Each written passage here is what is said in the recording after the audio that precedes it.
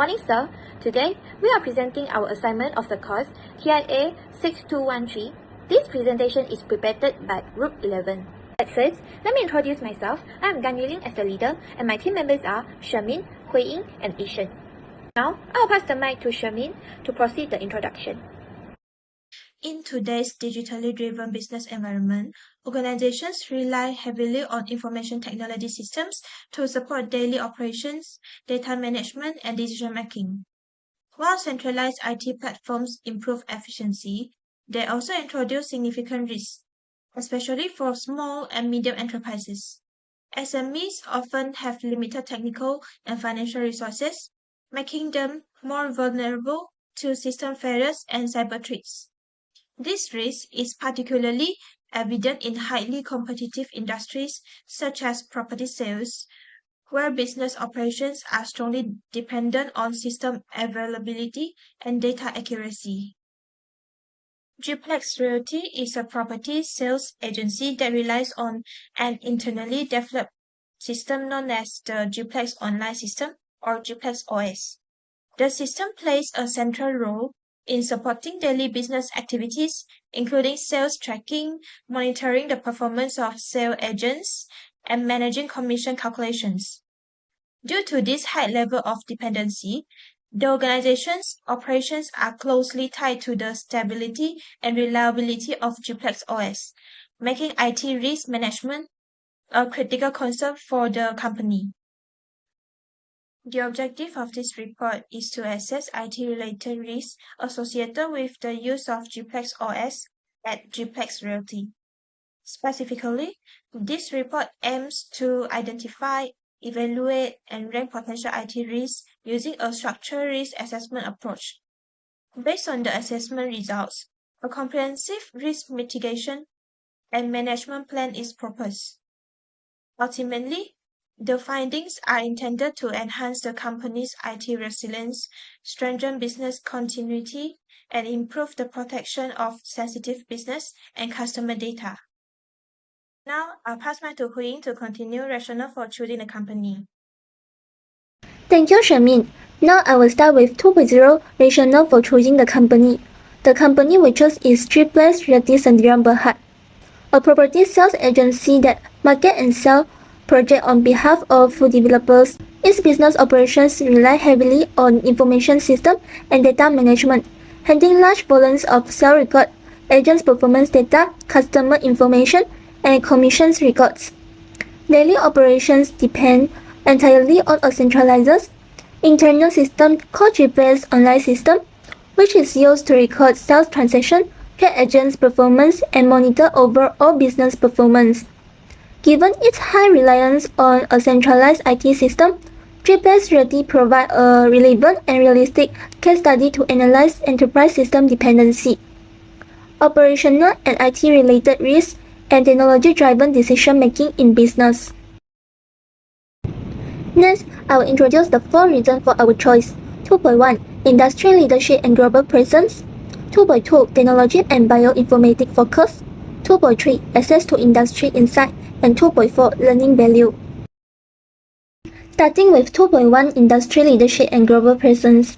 The property sales industry is highly competitive and influenced by economic conditions, customer trust, and market dynamics.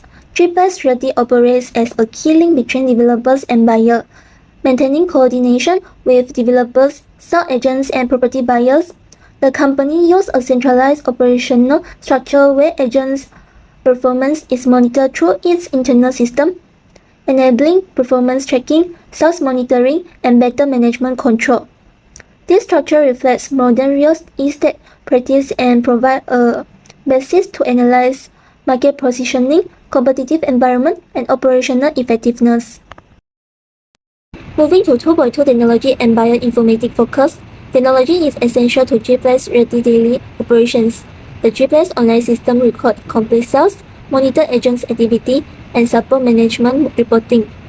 System availability is critical for management visibility, sales monitoring, and commissions forecasting. However, the current system has limitations in data visualization, reporting, and integration. Reports often require manual data export and third-party application. increasing workload and risk of human error.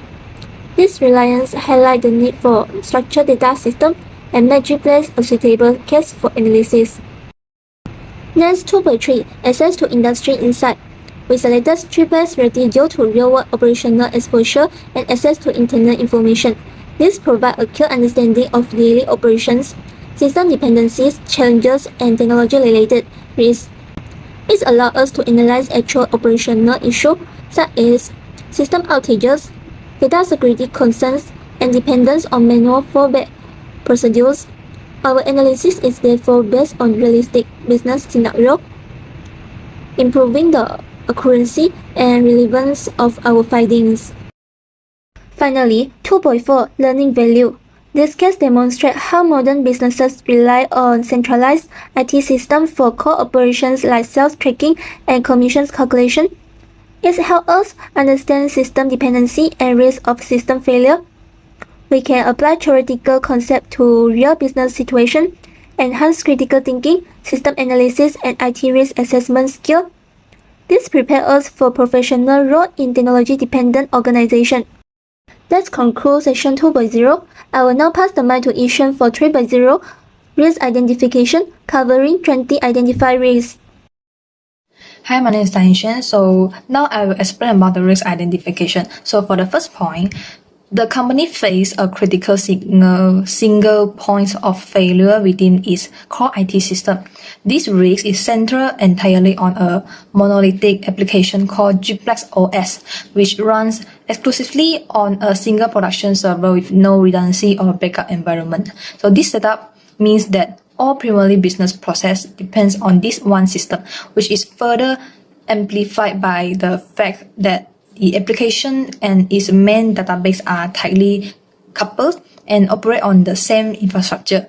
So the system lacks any form of load balancing, real-time data replication, automatic failover, or an active disaster recovery site. As a result, it's extremely vulnerable to a wide range of disruptions, including hardware malfunctions, critical software bugs, targeted cyber attacks, and even simple power outage. So for the company as a whole, the impact of a system failure would be immediate and severe. Operations would come to a total and instantaneous halt, leading directly to a complete stop in revenue generation from the moment the system goes down. So management would also lose all visibility into business performance and key data, leaving leaders unable to make informed decisions during the outage. An employee would be directly and negatively affected, experiencing significant frustration and operational paralysis. Without access to G-Plex OS, staff would be unable to perform essential job functions such as logging sales transaction or accessing customer and product data. So this leads to unproductive idle time, and for sales personnel could result in direct loss of commission if they are unable to record and finalize sales during the downtime, directly impacting their income. Okay, so next point. The company's data backup strategy is critically inadequate, creating a severe risk of permanent and damaging data loss. Currently, the company relies solely on one's daily backup job stored in a single on-site location with no off-site or geographically distributed copies. There are no formally defined recovery point objective (RPO) or recovery time objective (RTO), meaning the company has not established how much data it can afford to lose or how quickly system must be restored after an incident. So furthermore, the integrity of the backups and the effectiveness of data recovery processes are not regularly tested, leaving their reliability in serious doubt. So for the company, this force exposes it to catastrophic operational and financial consequences in the event of a disaster such as a fire, flood, ransomware attack, or major system corruption, the inability to fully recover critical data is a real possibility. The best case scenario would still involve the loss of up to 24 hours of transactional data, leading to significant financial discrepancies, accounting errors, and an inability to reconstruct accurate records. So this could result in regulatory compliance issues, loss of customer trust, and substantial recovery costs. And for the employees, would face direct and personal impacts from such data loss. Sales and commission records could be partially or completely wiped out, so directly affecting payroll and leading to potential loss of income if sales transaction from the lost period cannot be verified. And the last one, performance monitoring and historical data used for reviews or compensation would be corrupted, creating frustrations, disputes, and a breakdown in trust between staff and the organization's ability to safeguard their work. A Group11's cybersecurity posture is dangerously underdeveloped, leaving its central database, which hosts sensitive client personal information, transaction history, and employee records, highly vulnerable to breach and theft. So protection relies only on basic perimeter defenses, such as a standard firewall and conventional antivirus software.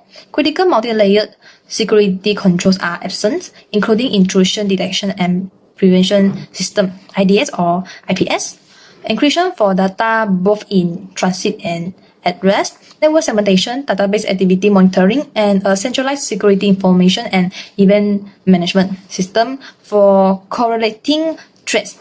This creates a high-value, poorly defended attack surface that is exposed to a wide range of threats, including ransomware attacks, SQL injection, credential theft, insider threats, and systematic data exploitation.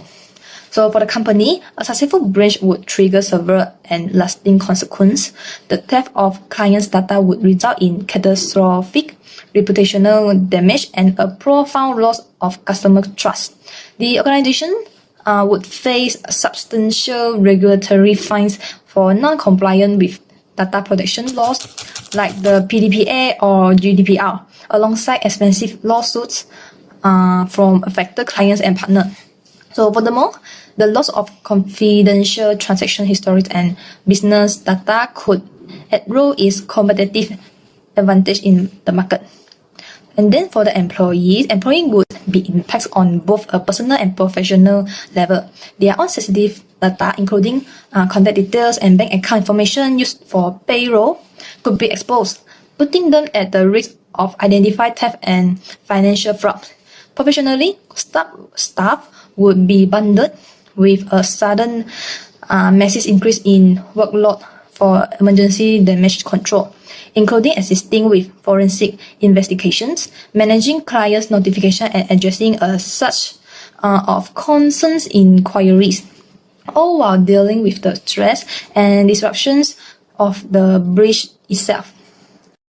Okay, so now talk about the phishing and social engineering attacks, which target employees through deceptive emails, chat messages, or fraudulent login portals. These attacks exploit human trust and a widespread lack of security awareness, tricking staff into revealing their login credentials, clicking on malicious links, or inadvertently installing malware. So once an attacker obtains a user credentials through these methods, they can effectively bypass the company's perimeter defenses, gain unauthorized access to internal systems, and use the compromised account as a foothold to escalate their privileges and move laterally across the network. So for the company, a successful phishing attack often serves as the critical entry point for a major security breach. So compromise employees' accounts can lead directly to a full-scale ransomware infection, data theft, or significant disruptions of business operations. So this initial breach can unlock the entire network, turning a single moment of employees' deceptions into a company-wide crisis. So for the employees, the consequences are deeply personal and professional. Beyond the immediate risk of having their own accounts and data hijacked, an employee who falls victim to such a scam may face intense personal embarrassment and a heavy burden of goods for having caused a security incident. So they could also be held directly accountable, potentially facing disciplinary action if their actions are found to have violated security policies or demonstrate negligence, adding significant stress and anxiety to an already damaging situation. Okay, this company's core application GPEX OS and its integrated services expose application programming interface API for data exchange and third-party connections. But these API are implemented without fundamental security safeguards. So critical features such as robust authentication using API keys, role-based access controls, rate limiting, and rigorous input validations are largely absent. So this insecure posture makes the API highly vulnerable to common exploits, including automated data scraping, injection attacks like SQL or command injections, and enumeration attacks that probe for weaknesses. So for the company, this exposure creates direct pathway for server damage. Attackers can exploit these APIs to orchestrate the unauthorized exfiltration of vast amounts of sensitive customer and business data through automated attacks, leading to significant data breaches. The unprotected endpoints are also prime targets for DOS attacks, which can overwhelm and disrupt core services. So furthermore, the inability to control or monitor access via these APIs almost certainly leads to violations of data protection regulations, resulting in legal penalties and compliance failures. And for the employees will face both personal and operational risks due to these insecure APIs. So their own personal data, which is often handled by internal HR or administrative APIs, could be exposed in a breach. So more broadly, if these APIs are compromised, degraded, or taken offline by an attack, it directly disrupts the integrated services and automated workflows that employees rely on to perform their daily tasks, leading to frustrations, inefficiency, and operational paralysis. The organization is grappling with a widespread and uncontrolled proliferation of shadow IT, where employees frustrated by the limitations and inefficiencies of the official GPS OS system, so independently adopts unauthorized cloud services to perform their core job function. These include using personal Google Drive or Dropbox account for sales reports, subscribing to unapproved project management or CRM tools, and sharing sensitive company information through consumer-grade messaging apps. So this entire ecosystem of unsanctioned software operates completely outside the oversight, security controls, and data governance policies of the central IT department. So for the company, this practice creates significant and unmanaged risks. So critical business data include sensitive sales reports and customer information is cascaded across personal and potentially insecure platforms outside company control. So this drastically increased the risk of data leakage and breaches.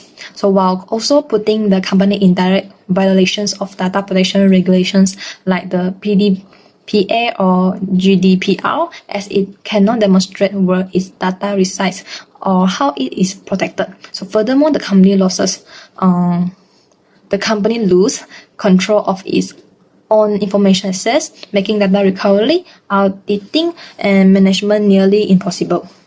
So for the employees who use this unauthorized service, assume unintended and serious personality liability. So they become personally responsible for securing and managing sensitive company data on platforms not designed for corporate use. So more directly, their own work and performance are at risk. If an unauthorized service is discontinued, accounts are locked, or data is lost, the employees' work products, sales records, and commission documentation could vanish, so directly impacting their income, performance reviews, and professional standing within the company.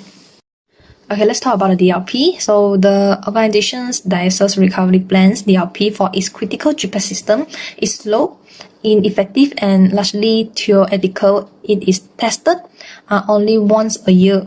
And these tests consistently reveal unacceptably long recovery times and an inability to restore full system availability.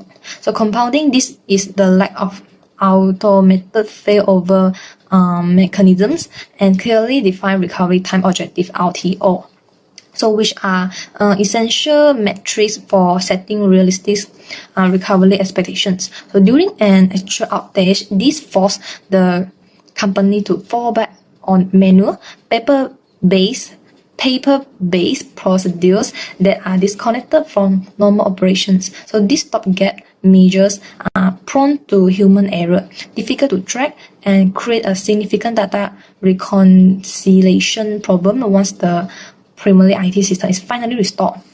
So for the company, this ineffective DLP guarantees a prolonged and costly business disruption. Operations remain halted far longer than necessary, directly extending revenue loss. The manual workaround also creates a massive operational burden of double data entry, as all transactions processed on paper must later be manually keyed into the system. This process inevitably leads to data integrity issues, errors, and financial records, and an unreliable picture of business activity during the outage period. So for the employees, the recovery phase adds significant stress and professional risk to an already frustrating situation. They are forced to navigate confusing and inefficient manual processes under high pressure, knowing that any mistake they make on paper could directly affect sales records, commission calculations, and ultimately their pay. This erodes confidence, increases workload during a crisis, and places unfair accountability on staff for errors stemming from a fundamentally broken recovery system. Okay, so go to the next point. The organization faces a significant strategic risk due to its complete reliance on a single external IT provider. So the company has outsourced all essential functions like hosting, maintenance, security, and disaster recovery for its core GPS OS system. Internally, there is no technical capability, administrative access, or detailed system knowledge, so leaving the business entirely dependent on the vendor's performance and availability. So this creates a fundamental loss of control over the very infrastructure that runs the company. So for the company, this over-dependence leads to slower incident response, higher long-term costs due to lock-in contracts and emergency fees, and vulnerability to the vendor's own operational of financial problems. For employees, the impacts in daily frustration and helplessness. They experience delays for even minor issues, cannot get quick answers or small adjustment made, and are left powerless during outage, unable to contribute to a solution while waiting for external support. The organization operates with a critical lack of data encryption, leaving all sensitive information exposed.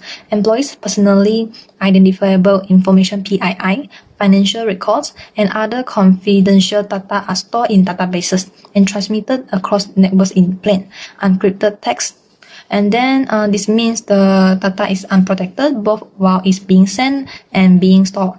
If an attacker gains access through a network breach, stolen backups, or intercepted communications, the information can be read immediately without any additional efforts to decrypt it. So for the company, this negligence significantly compounds the impacts of any security incident. So a breach would immediately constitute several violations of data protection laws like the PA or GDPR, resulting in maximum fines and legal actions. The damage is more extreme because stolen data is instantly usable, leading to faster fraud and greater reputational harm. So for the employees, the risk is profoundly personal.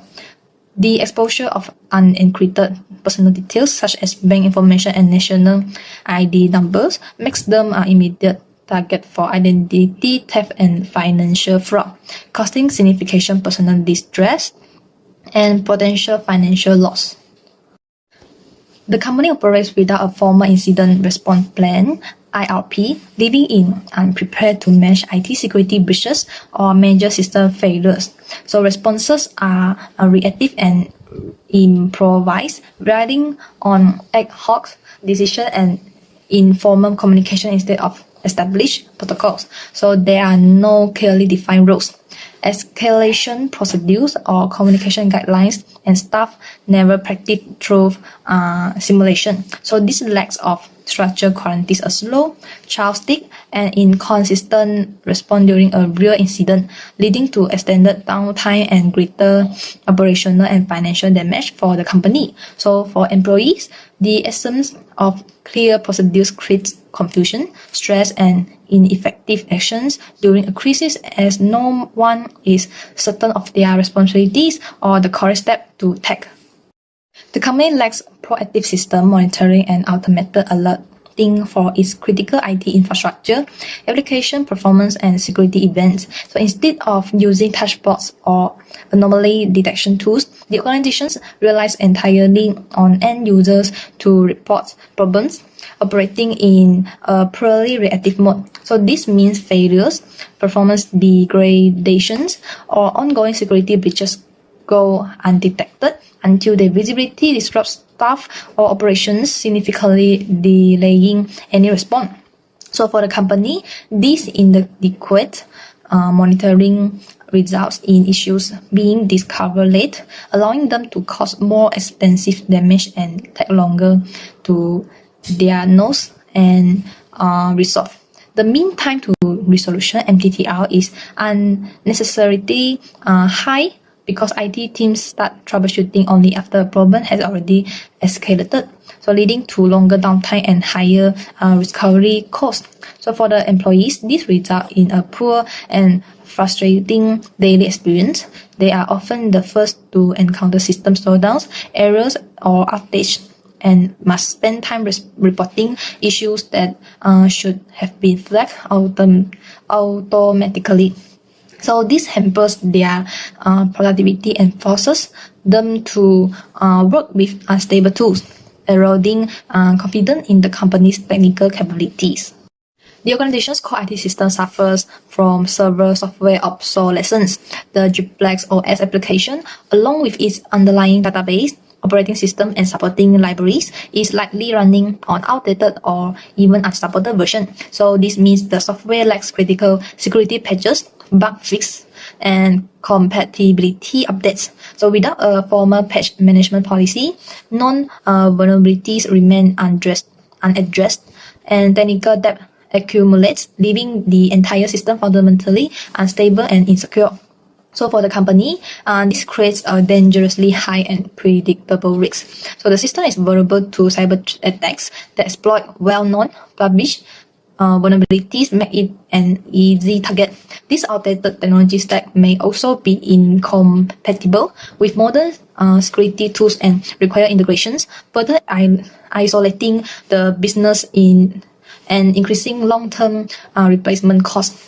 So for the employees, this results in daily frustration and inefficiency. So they are forced to work with an application that is often slow, prone to crashes, and behaves unpredictably.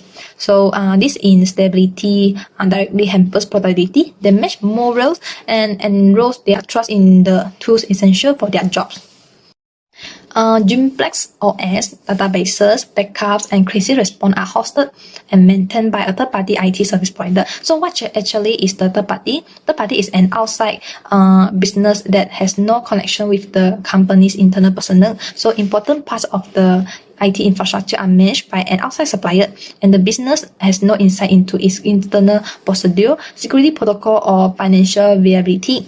The organization's operations are directly impacted by any vendor failure, lapse, or disruption, including system updates, cyber attacks, bankruptcy, or service deterioration.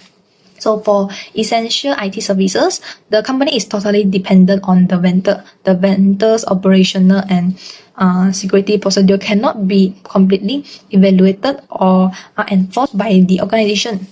Any interruptions from a vendor could result in a lost income, downtime, or a delayed recovery. So for the company, this means business continuity is tied to an outside entity's viability with limited ability to audit or influence their practice. So for employees, their ability to work depends on the vendor performance, leaving them idle and helpless during any vendor caused outage. Okay, this company lacks the capability to monitor, investigate, or understand events within its own IT environment due to inadequate logging and forensic systems. Core components like Duplex OS, its database, and network devices are not configured to generate, retain, or centrally analyze details, security, and any activity logs.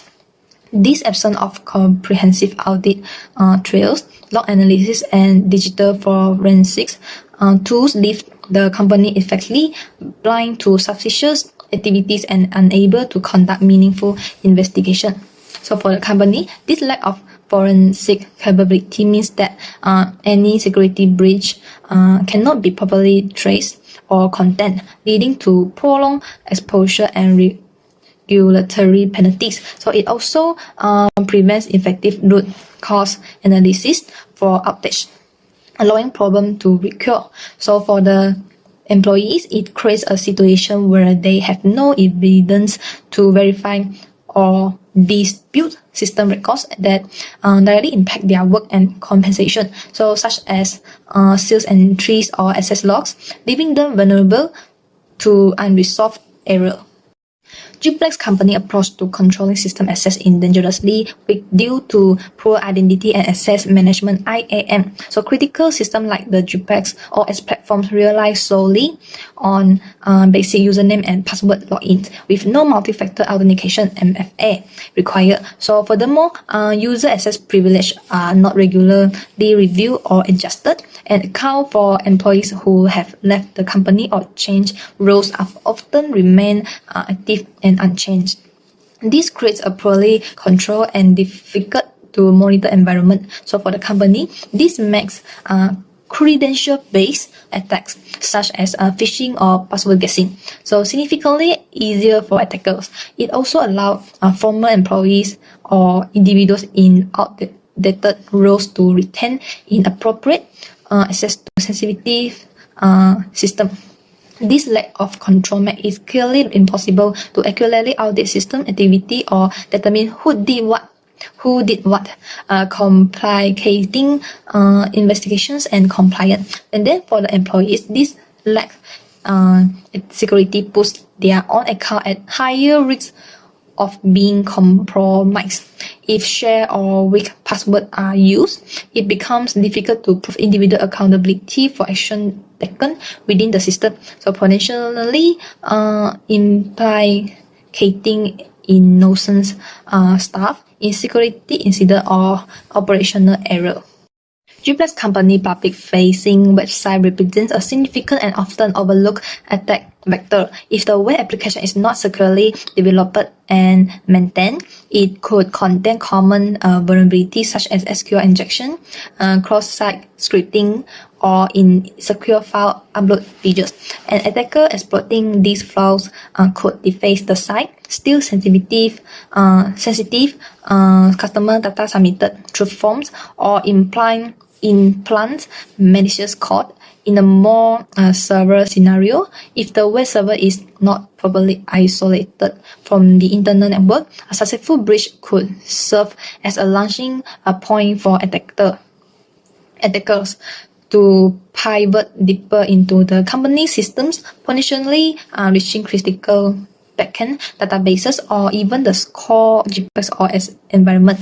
So this damages the company's brand, halts lead generations, and creates regulatory problems if the customer data is stolen. So for employees, marketing teams lose a key tool, and IT staff must manage a public crisis on top of their normal workload.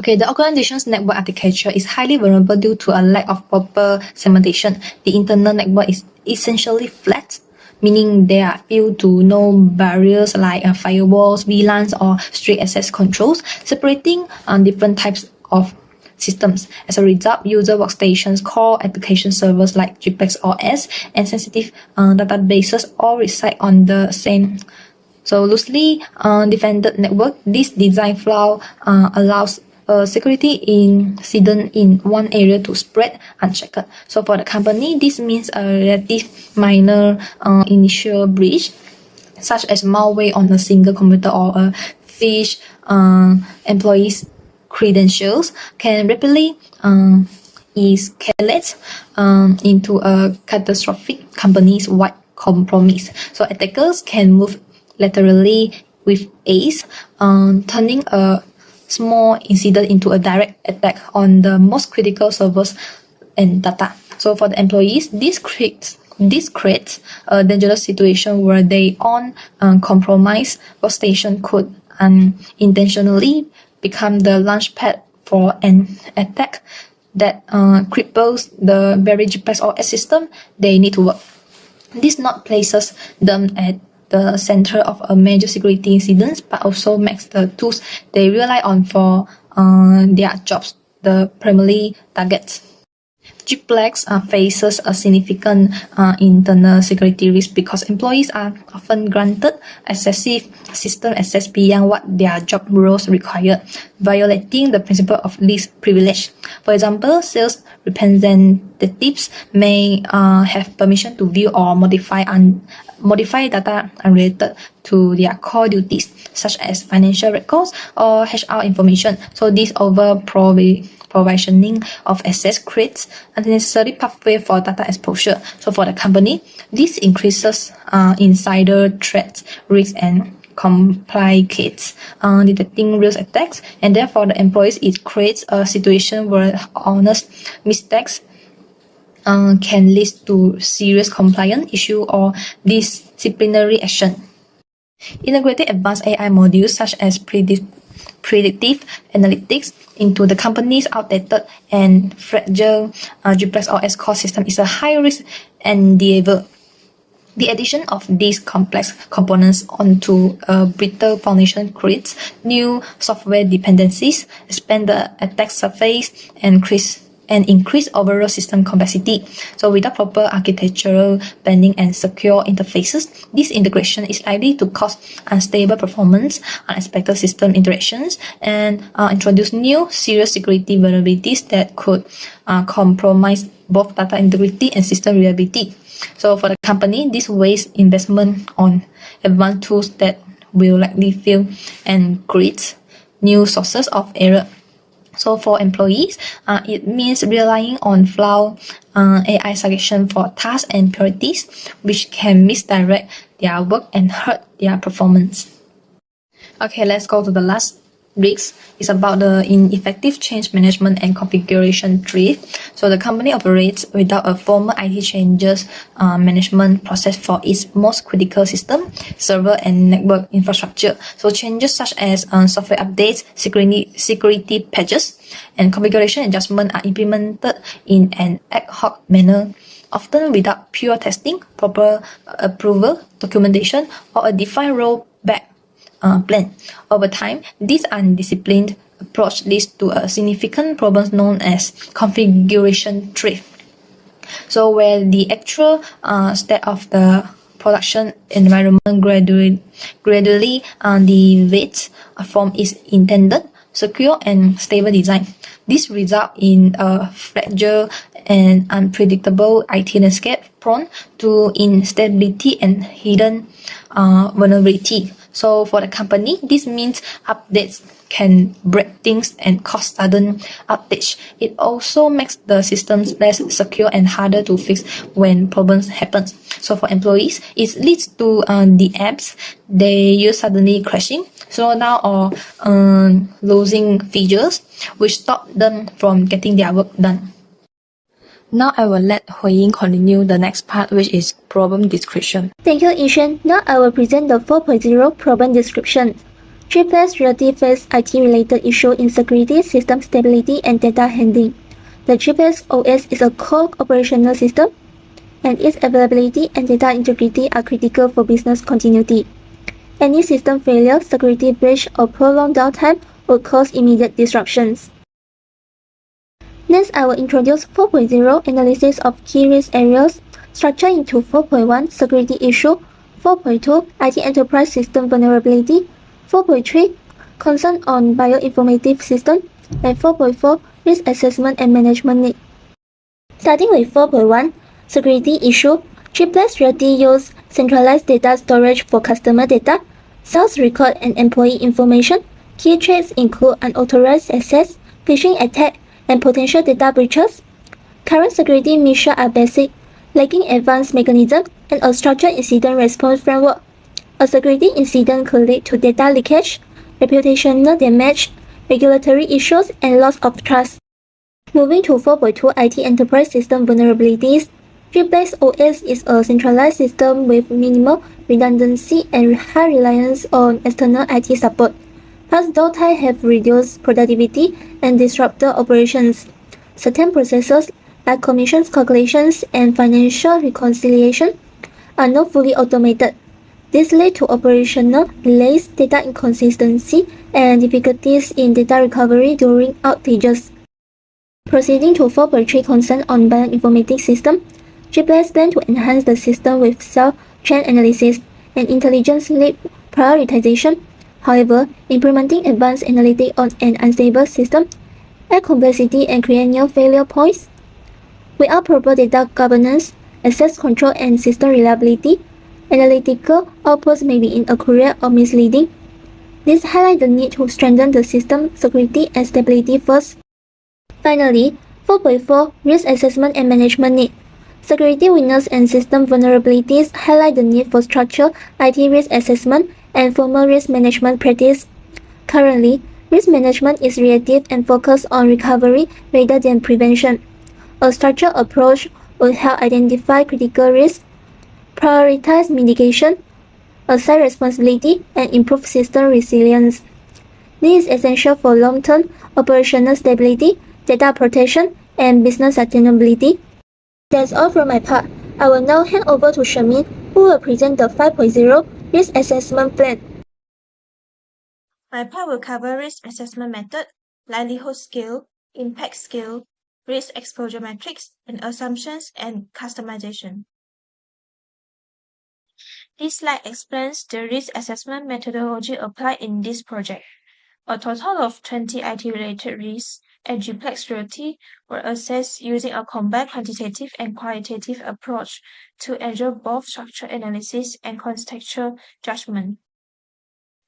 The process begins with risk identification, where potential IT risks were identified through stakeholder interviews and internal system analysis to reflect the organization's actual operational weaknesses. Next, each identified risk was assigned a likelihood score using a calibrated probability scale ranging from 0.1 to 0.99. These scores estimate the probability of each risk occurring within the next 12 to 18 months, taking into account existing controls and past incidents at Triplets. The impact of each risk was then evaluated using a 5-point severity scale, considering multiple impact dimensions, including operation downtime, financial loss, information security breaches, regulatory penalties, and reputational damage. Risk exposure was calculated by multiplying likelihood and impact score, forming the core of the quantitative analysis. Based on the resulting risk exposure values, risks were classified and positioned within a risk exposure matrix to determine their relative severity. And finally, the prioritized risks were contextualized to Duplex Realty's operating environment by applying key assumptions and customizations, allowing appropriate risk treatment strategies to be formulated. Now I'll explain the likelihood table. The purpose of this table is to quantify likelihood of a risk event occurring. We classify likelihood into 5 levels, from very likely to very unlikely, each with a specific score range and description. The first is very likely, which is score between 0.9 to 0.99, indicates a high probability of occurrence, usually due to clear vulnerabilities or repeated past incidents. The next is likely, which is score between 0.7 to 0.89, refers to risks that have occurred before or where vulnerabilities clearly exist. For example, phishing attacks are likely due to the absence of structural security awareness training. The next is possible, which is score between 0.5 to 0.69, means the risk could occur under current conditions, even without past incidents. And the next is unlikely, which is score between 0.3 to 0.49, applies when controls are already in place that reduce the chance of occurrence, such as basic firewall protections, lowering certain external attack risks. And finally, the very unlikely, which is score between 0.1 to 0.29, represents risk with strong safeguards and minimal exposure, such as internal data theft, after implementing strict access control and encryption. So in conclusion, this table provides a consistent and objective way to assess risk likelihood, which will later be used to calculate risk exposure and guide mitigation strategies. The impact assessment is divided into 5 levels. Zero impact, which is level 5, represents catastrophic consequences, including financial losses of more than 10% of annual revenue, complete operational shutdown for over 5 days, and severe reputational damage with major regulatory penalties. High impact, which is level 4, involve significant but survivable losses with 5 to 10% revenue impact. Major service disruptions lasting 2 to 5 days, and long-term negative publicity or regulatory investigation. Medium impact, which is level 3, indicates manageable damage causing 1 to 5% financial loss. Operational disruptions of 1 to 2 days, reliance on manual workarounds, and possible regulatory reporting. Low impact, which is level 2, reflects limited impact with minor financial loss of 0.2 to 1%, short operational delays under 1 day, and minimal reputational or compliance effects. The last is negligible impact, which is level 1, represents minimal consequences involving less than 0.2% financial loss, brief season slowdowns under 1 hour, and no significant impact on operations, reputation, or regulation. This risk exposure matrix is used to determine the overall severity of IT risk at Duplex by combining likelihood and impact scores. Risk exposure is calculated by multiplying the likelihood score with the impact score, allowing risk to be visualized and prioritized in a structured and consistent manner. The matrix shows likelihood levels on the vertical axis and impact levels on the horizontal axis. When these two dimensions intersect, the resulting risk is classified into one of 5 categories, which is severe, high, medium, low, or negligible. The color coding helps decision makers quickly identify which risks require urgent attention. Risks classified as severe represent critical threats that can cause major operational disruption, significant financial loss, data breaches, and regulatory consequences. These risks must be addressed immediately with priority mitigation actions. High risks also pose serious threats and require mitigation planning and control improvement in the short term. Medium risks are manageable through planned controls, monitoring, and gradual improvement. Low risks have limited impact and can be handled using existing controls, while negligible risks have minimal consequences and only require basic monitoring. Overall, this matrix provides a clear decision-making tool that helps management focus resources on the most critical risks, ensuring that risk treatment efforts are aligned with GPLEX operational and business priorities.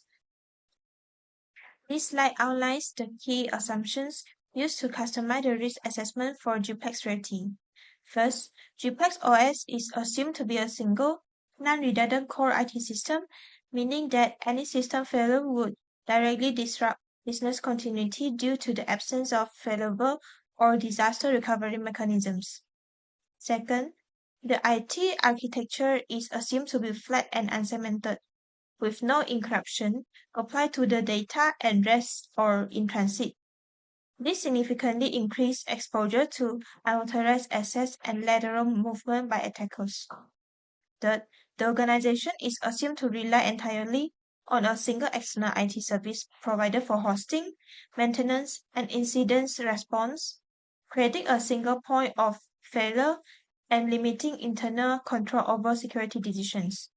And finally, from a compliance perspective, existing technical controls and audit trails are assumed to be insufficient to fully demonstrate compliance with PDPA requirements in the event of a regulatory investigation. And now I'll pass back to Ishan to continue her part, which is risk analysis. Okay, so now I would like to talk about the risk analysis. So this section turns a list of what could go wrong into a priority list for action. So we do this by scoring each risk in 2 ways. The first one is likelihood. Likelihood is range from 0.1 to 0.99. And then the second one is about impact. So impact is scored from 1 to 5. And then we multiply these two numbers to get a single risk exposure score. A high score means the risk is both likely and severe. So finally, we sort all the risks by their score. This creates a clear list from severe to negligible. Also, this ranked list tells GPLEX exactly where to spend time and money first, and making the IT risk mitigation plan focus and cost effectively. Okay, so now let's go to the risk, likelihood, impact, and exposure calculation. And then we will go to the summary table and the ranking part. The risk exposure for each identified IT risk is calculated by multiplying its likelihood and impact. So this quantitative approach provides precise measures of risk exposure to enable objective prioritizations of mitigation efforts. So the exposure level is then grouped as the following. Okay, so now looking at the numbers, a GPLEX IT system has some serious problems that need to be fixed right away. So there's one huge breach, okay, the main system having no backup that could completely stop the business. So this need to be fixed first. So and then there are 4 other serious risks related to hacking, data loss, and slow recovery. So this could cause major damage and also need urgent attention. And then almost the almost half of the risks fall into the medium category. These aren't emergency yet, but they make the whole system fragile. So and then the rest are smaller. I mean the in the lower level. So these hurts productivity and morale, but won't shut down the business lah. But they should be fixed once the more critical risks are under control. Okay, so based on the provided ranking and exposure score, here is the complete risk analysis section. So we can see that the first one, the first ranking is single point of failure in core IT system. So this risk is the big problem. It's the huge risk that we mentioned just now. And then the second one is cybersecurity breach and data theft, inadequate data backup strategy, slow and ineffective disaster recovery, and then the insufficient network segmentation. So these four risks is just now we mentioned that is the high level risk. So actually these top 5 it should be solved immediately. Okay, just now it's about the exposure value ranking. So now we will do the risk ranking. Okay, now you can see the table here. The first one is the single point of failure in core IT system. So this in the highest level. It also the only risk under the server level. So it must be fixed immediately. And then from the second one until the fifth one is cyber security breach and data theft until the insufficient network segmentation. And then this 4 risks is under the high level. So these 4 plus the just now the first one is the top 5 risks. Okay, so now I will let Yulin continue the next part, which is risk mitigation plan. Thank you, Ishan. Now, let me talk about the detailed explanation of risk mitigation plan. Risk 1 is a single point of fail rules in the core IT system. This means the organization relies heavily on one-man system to support daily employee operations. If this system fails, employees will not be able to access Gplex OS and complete their work. To reduce this risk, redundancy and high availability mechanism should be implemented. By using backup servers and redundant databases, the system can continue operating even if one component fails. Failover mechanisms are also important because they reduce reliance on a single system or a single IT staff members. For monitoring, the availability and performance of the system should be monitored continuously. Automated alerts can notify responsible staff when abnormal behavior occurs, while regular log reviews help identify potential issues early before they become serious system outages. If a system failures happen, emergency response procedures should be activated immediately. Employees should report the issue through the proper escalation channel so the head of operation can coordinate recovery with external IT support. During the outages, manual data recording procedure can be used to maintain operation. After the system is restored, a post-incident review should be conducted to improve future response efficiency. Risk 2 is cybersecurity breach and data theft. This risk occurs when unauthorized users or malicious attackers gain access to internal system and sensitive business information. To mitigate this risk, multi-level security control should be implemented. Strong authentication methods such as complex password and multi-factor authentication help reduce the risk of unauthorized access. Role-based access control is also important because it ensures employees can only access data relevant to their job function. In addition, regular system patching, firewall updates, and endpoint protection help reduce exposure to no security vulnerability. In terms of monitoring, system access activity should be monitored continuously. Login attempts, access to sensitive records, and unusual data transfer patterns should be logged and reviewed regularly. Automated security alerts can notify responsible personnel when suspicious activity or potential attack are detected. If a cybersecurity incident occurs, emergency response procedures should be activated immediately. Affected users' accounts should be restricted to prevent further data exposure. The head of operations should then coordinate with external IT security experts to investigate the incident, contain the threats, and fix any identified vulnerability. After the system is stabilized, a post-incident review should be conducted to strengthen security controls and reduce future risks. Risk 3 is inadequate data backup strategy. This risk occurs when important business data is not backed up properly or consistently. If the system failures or security incidents occurs, critical data may be lost and disrupt daily operations. To mitigate this risk, a formal and standardized data backup policy should be implemented. Important data such as sales records, commissions information, and employees' performance data should be backed up automatically on a daily basis. Backup data should also be stored in a separate location from the main system to ensure recovery even if the primary system fails. Monitoring plays an important role in ensuring backup work as expected.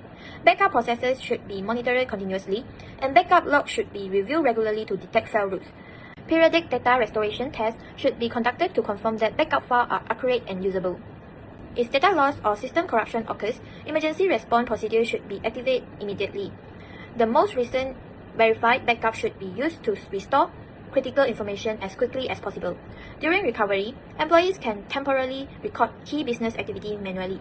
After restoration, recovered data should be validated and a post-incident assessment conducted to improve future backup and recovery processes. Risk 4 is slow and ineffective disaster recovery.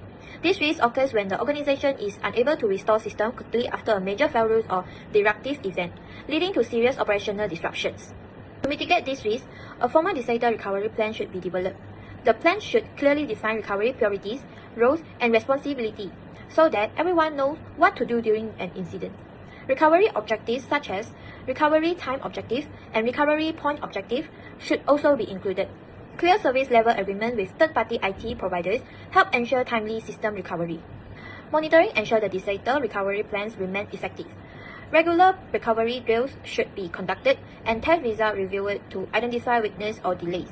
System readiness, including access to backup resources and recovery infrastructure, should also be monitored continuously. If a major system failure occurs, disaster recovery procedures should be activated immediately. The head of operations should coordinate internal staff and external IT support based on predefined priorities. Contingency procedures should allow employees to continue critical work during recovery. After full restorations, a post-incident review should be conducted to improve future recovery performance. Risk 5 is insufficient network segmentation. This risk occurs when internal system and network are not properly separated, allowing attackers or unauthorized users to move freely within the networks. To mitigate this risk, the internal network architecture should be logically segmented. Critical systems such as application servers and database should be isolated from employee workstation and non-critical resources. Technologies such as virtual local area networks and access control lists help restrict access to sensitive systems. Monitoring is necessary to ensure segmentation remains effective. Network traffic between segments should be monitored continuously to detect unusual communication patterns. Log related to inter-segment traffic and firewall rules should be reviewed regularly. If unauthorized internal access is detected, emergency response procedures should be activated immediately. Affected network segments should be insulated to contain the threats. The IT support team should analyze the access path and apply temporary restrictions. After containment, the network segmentation design should be reviewed and improved. Risk 6 is software obsolescence and lack of updates. This risk occurs when systems run outdated or unsupported software, increasing exposure to security vulnerability. To mitigate this risk, a formal software lifecycle management and update policy should be implemented. Critical system components must be punched and updated regularly to address known vulnerability. Close coordination with external IT service providers help ensure all software remains within supported version. Monitoring ensure updates and apply correctly. Software version and punch status should be reviewed regularly and update record maintenance. Vendor security advisories should also be monitored to stay informed about new threats. If a major vulnerability is identified, emergency action should be taken immediately. Temporary measures such as restricting system access or isolating affected component may be applied, followed by emergency punching or upgrades. After resolution, the upgrade management process should be reviewed. 7 is the absence of formalized incident response plan. Without a clear plan, security incident may be handled slowly and inconsistently. To mitigate this risk, a formal incident response plan should be developed. The plan should define incident categories, escalation steps, and responsibility of key personnel. Standardized procedures help reduce confusions during incidents. Monitoring ensures incidents are detected and reported promptly. System alert, security logs, and employee incident reports should be reviewed regularly to identify gaps and delays. If a security incident occurs, the incident response plan should be activated immediately. Responsible personnel should follow precedence steps to contain the incident, preserve evidence, and restore system. After resolution, a post-incident review should be conducted to improve future response. 8 is insecure API exposure. API enables system communication, but insecure API can be exploited by attackers to access sensitive data. To mitigate this risk, secure API management control should be implemented. Strong authentication and authorization ensure only approved system can access API. Input validation and secure coding practice reduce the risk of misuse. Monitoring is essential to detect abnormal API activity. API access pattern and log should be reviewed regularly to identify suspicious requests or data transfer. If an API security issue is detected, emergency action should be taken immediately. Affected API endpoint should be restricted or disabled. After investigation and fixes, API security control should be reviewed before restoring access. Risk 9 is lack of data encryption. This risk occurs when sensitive internal information is not properly protected from unauthorized access. To mitigate this risk, appropriate encryption mechanism should be implemented. Sensitive data stored in system and data transmitted across network should be encrypted using standard and trusted encryption protocols. Monitoring ensures encryption control remain effective. Encryption configuration should be reviewed regularly to detect misconfiguration or weak practices. If a data exposure incident is suspected, emergency action should be taken immediately. Access to affected systems should be restricted, encryption control strengthened, and encryption keys rotated if necessary. A post-incident review should then be conducted. Risk 10 is phishing and social engineering attacks. This risk involves attackers tricking employees into revealing sensitive information, such as login credentials or internal data. To mitigate this risk, security awareness and training programs should be provided to employees. Employees should be trained to recognize suspicious email, message, and unusual requests for sensitive information. In addition, email filtering system and access control should be strengthened to reduce exposure to malicious content. Monitoring helps detect phishing attempts at an early stage. User activities and email security system should be monitored continuously. Phishing email reported by employees should be reviewed promptly, while email security logs should be analyzed to identify new attack patterns. If a phishing incident occurs, emergency response actions should be taken immediately. Affected users' accounts should be secure through password reset or access restriction. Potentially compromised systems should be investigated and post-incident review should be conducted to improve future preventive measures. Risk 11 is weak identity and access management. This risk occurs when access to internal system and data is not properly controlled, increasing the chance of unauthorized access. To mitigate this risk, a centralized identity and access management system should be implemented. Strong authentication mechanism and role-based access control help ensure that employees only access information related to their job responsibility. Applying the principle of least privilege further reduces the risk of excessive or inappropriate access. Monitoring is necessary to detect access-related issues early. User access activity and authentication log should be monitored continuously. Regular access review help ensure that privilege remain aligned with current job roles and inactive accounts should be removed promptly. If an access control issue or account compromise is detected, emergency response action should be taken immediately. Affected accounts should be restricted or disabled, and password reset may be required.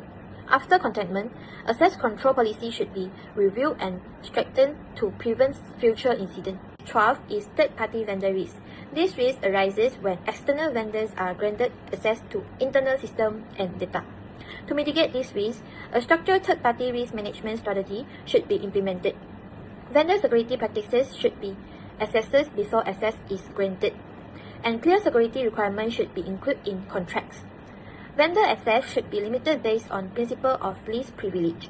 Monitoring ensures that vendors comply with agreed security control. Third-party access activities should be monitored regularly, and access logs should be reviewed to detect abnormal behavior.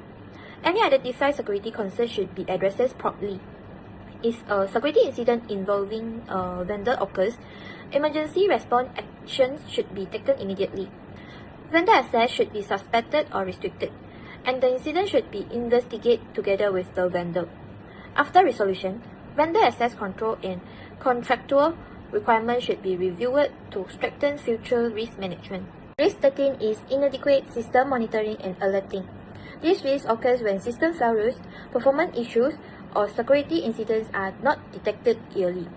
To mitigate this risk, a comprehensive monitoring and alerting framework should be implemented. Critical system components such as servers, applications, and database should be monitored continuously to maintain operational visibility. Automated alerting systems help ensure responsible personnel are notified immediately when abnormal conditions occur. Monitoring activities should also be reviewed regularly. Monitoring tools and alert settings need to be checked to ensure accuracy and effectiveness. System log, performance metrics, and alert history can help identify recurring issues or emerging risks. When anomalies or alerts are detected, emergency response procedures should be activated immediately. Design staff should investigate the issue, assess its impacts, and take corrective action to restore operation. After resolution, alert threshold and monitoring rules should be refined to improve future detection and response. Risk 14 is over-dependence on external IT support. These risks arise when the organization relies too heavily on third-party providers for system operation and incident handling. To mitigate these risks, internal operational resilience should be strengthened, basic technical knowledge should be developed internally, and clear system documentation should be maintained. Assigning internal ownership for critical systems allows first-level incidents to be handled without always depending on external support. Monitoring helps assess the level of dependency on external providers. Response time, incident resolution effectiveness, and recurring issues should be reviewed regularly. Incident record can help identify areas where internal capability can improve. If external support is unavailable or delayed during critical incident, internal escalation procedures should be activated. Temporary recovery action can be taken by internal staff using documentation procedures. After the incident, lessons learned should be reviewed to reduce future dependency on external support. Risk 15 is uncontrolled shadow IT and unauthorized cloud service. This risk occurs when employees use unapproved system or cloud platform for business activities. To mitigate this risk, clear policies and technical control should be implemented. Employees should be required to use only approved application and platform when storing, processing, and sharing internal information. Limiting access to unauthorized cloud service reduces the need for shadow IT usage. Monitoring helps detect shadow IT activities early. Network and system usage should be monitored continuously to identify unauthorized application or cloud service. Logs and data transfer activities should be reviewed to understand how and why shadow IT is being used. If unauthorized system or cloud service are detected, emergency response action should be taken immediately. Access should be restricted and potential data exposure should be assessed. Employees should then be guided towards approved tools and policy should be reinforced to prevent recurrence. Risk 16 is ineffective change management and configuration risk. These risks happen when system changes are not properly controlled, reviewed, and documented. To mitigate these risks, a formal change management process should be implemented. All system changes should be reviewed, approved, and documented before being applied. Configuration baseline help ensure system stability and prevent unauthorized or consistent change. Monitoring is required to detect configuration risk early. System configuration should be checked regularly against approved baseline. Audit logs and change record help confirm that all changes are authorized and properly recorded. If configuration risks cause system instability or security issues, emergency response action should be taken immediately. Affected system should be restored to the last non-secure configuration. After resolution, the change management process should be strengthened to prevent future issues. Risk 17 is inadequate logging and forensic capability. These risks occur when system activities and security events are not properly recorded, making investigation difficult. To mitigate this risk, comprehensive logging should be implemented on all critical systems. Logs should capture user access, system change, and security-related events. Protecting logs from unauthorized modification help maintain evidence integrity. Monitoring support early detection of suspicious behavior. Logs should be reviewed regularly and retention period should be sufficient for investigation purposes. Even correlation can help identify unusual patterns that indicate potential security incident. If a security incident occurs, emergency response action should be taken immediately. Relevant logs must be preserved to support forensic investigation. After the incident, logging coverage and forensic procedures should be reviewed and improved. Risk 18 is the public website as an attack vector. These risks happen when attackers use the public website to try to access internal system. To mitigate these risks, the public website should be separate from internal system. Network segmentation and firewall control should be used to block direct access to Gplex OS. Regular security hardening and vulnerability check help reduce the chance of attacks. Monitoring is important to detect suspicious activity early. Website traffic, web server logs, and intrusion alerts should be checked regularly. Vulnerabilities can help find system weakness for attackers can exploit them. If the public website is compromised, emergency action should be taken immediately. The affected system should be isolated, security issues should be fixed, and service should be restored safely. A post-incident review should be done to improve future protection. Risk 19 is poor integration with future AI or advanced tools. These risks affect the organization's ability to adopt new technology in a safe way. To mitigate these risks, a scalable and modular system design should be used. Standard interface and well-documented API help system connect securely. Clean and well-structured data helps keeps the system stable. Monitoring helps ensure the system is ready for future integration. System design and API usage should be reviewed regularly. Documentation quality and data consistency help identify problems early. If integration causes system problem, emergency action should be taken. Affected integration should be disabled temporarily while the issue is investigated. Lessons learned should be used to guide safer future integration. Risk 20 is incident threat via excessive privilege. These risks happen when employees have more system access than their need for their job. To mitigate these risks, access should follow the principle of least privilege. Only essential staff should have high-level access, and duties should be separate to reduce misuse or mistake. Monitoring helps detect incident threats early. Privileged users' activity should be logged and reviewed regularly. Unusual access or rule violations should be checked immediately. If misuse of privilege is suspected, emergency action should be taken at once. Affected accounts should be restricted or suspected, and an investigation should be carried out. After that, access control policy should be strengthened. That's all for the risk mitigation plan. Now, let me talk about the conclusion. In conclusion, this assignment examined the internal IT environment of Gplex with a focus on Gplex OS system used by employees in their daily work. Through interview and system analysis, we identify how important this system is for salary recording, performance tracking, and commission management. Based on our finding, a total of 20 IT-related risks were identified.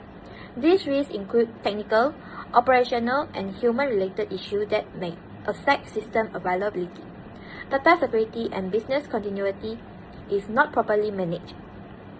To address these risks, appropriate mitigation, monitoring, and emergency response plan were proposed based on the CIA principle. Overall, this assignment showed that effective information assurance and security practices are essential to ensure stable operation, protect internal data, and support the long-term reliability of Gplex internal IT system. That's all from us. Thank you for listening.